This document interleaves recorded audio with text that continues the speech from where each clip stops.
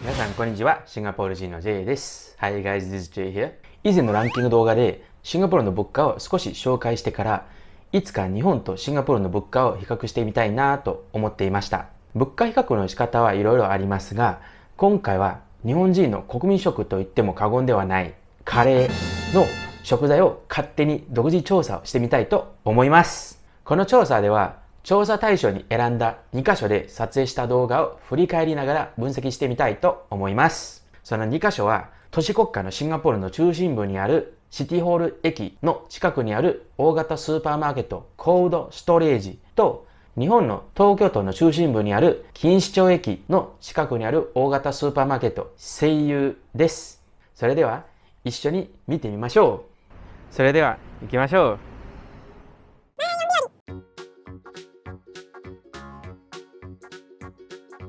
まずはカレーに欠かせない食材といえばルーですね。2021年にとあるオンラインマガジンの調査結果で第1位はバーモントカレーだったので、それを使いたいと思います。実はシンガポールのスーパーでは日本の商品が結構浸透しているので、日本カレーのルーの種類とブランドも様々です。そのオンライン調査のトップ10のうちいくつかの商品はここでも見つかりました。カレールーの比較対象はこちらです。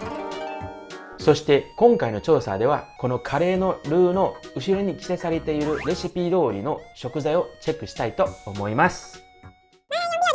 次はお肉です。12皿分のカレーにはまず肉 500g が必要です。よくあるカレーのイメージでは牛肉が多いので、牛肉をチェックしたいと思います。シンガポールと日本のスーパーではシチュー用の軽切り牛肉が販売されているので便利ですね。そして日本にはアメリカ産の牛肉と国産牛もありますが、シンガポールの牛肉はほぼ全て海外から輸入しています。なのでシンガポールの牛肉の価格は輸出者の価格である上、輸送費なども含まれています。こちらの牛肉はオーストラリア産の牛肉です。牛肉の比較対象はこちらです。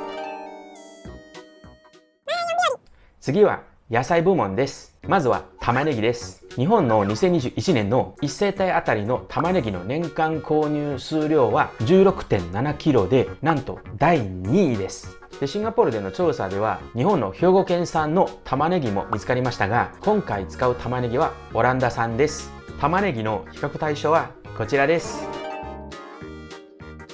次はじゃがいもです。日本の2021年のじゃがいもの出荷量は180万トン超えで、38種類の日本産の野菜のうちダントツ1位です。シンガポールでは普段アメリカ、中国、オーストラリア、インドネシアなどからのじゃがいもがあります。じゃがいもの比較対象はこちらです。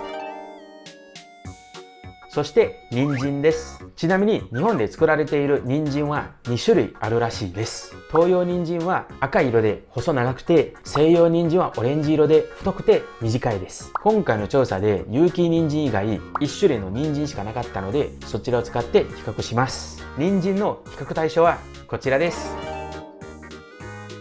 実はこの3種類の野菜で日本とシンガポールではいろいろな美味しい料理ができます。例えば、肉じゃが、ビーフシチュー、ABC スープなどが作られます。そしてシンガポールでよく食べられている野菜は牛肉と同じくほとんど海外から輸入されています。価格が原産国より高い一方、自分で育てるより安く輸入できる場合もあるので、そこで価格を少し抑えることができることもあります。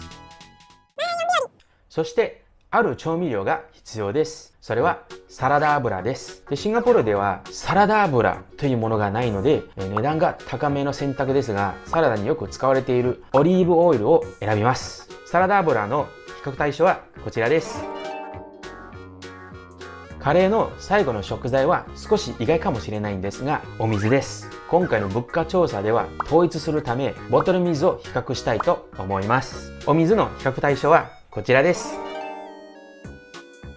そしてもちろん最後にご飯がいりますね。普段シンガポールのスーパーではいろいろな種類のお米が販売されています。例えばバスマティ米、玄米、ジャスミン米などなどです。そしてもちろん日本米もあります。お米の比較対象はこちらです。これで食材が揃いましたので一緒に見てみましょ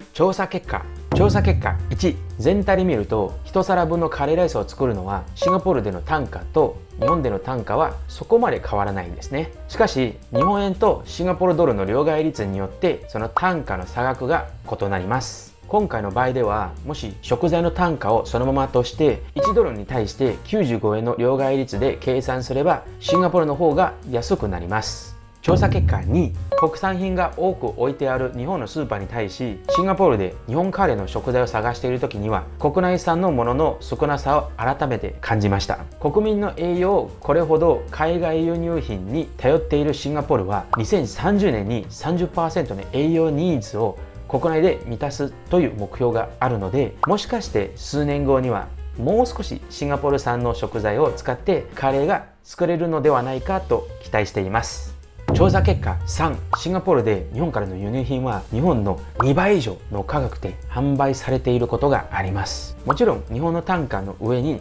輸入費用が加えています。調査結果4、そしてシンガポールで販売されている食材の中では他の国に対し日本からの食材の方が高い傾向があります。やはりシンガポールでは日本産イコールズ高品質というイメージがある中で日本からの輸入品は他の国からの輸入品より少し高め設定されているという面もあるのではないかと思います。もう一つの理由としてはシンガポールはいろいろな国から輸入しているので生産量と輸出量が高い国から輸入すると輸入でもともと高い食品のコストを少し抑えられるということもあると思います。調査結果5、シンガポールの都市中心のスーパー1カ所でも食材が全て揃いましたのでシンガポールでも日本のカレーを美味しく作れますよ。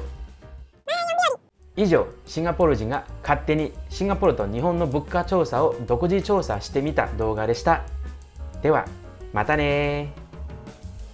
この動画面白かったらぜひ高評価そしてチャンネル登録よろしくお願いします。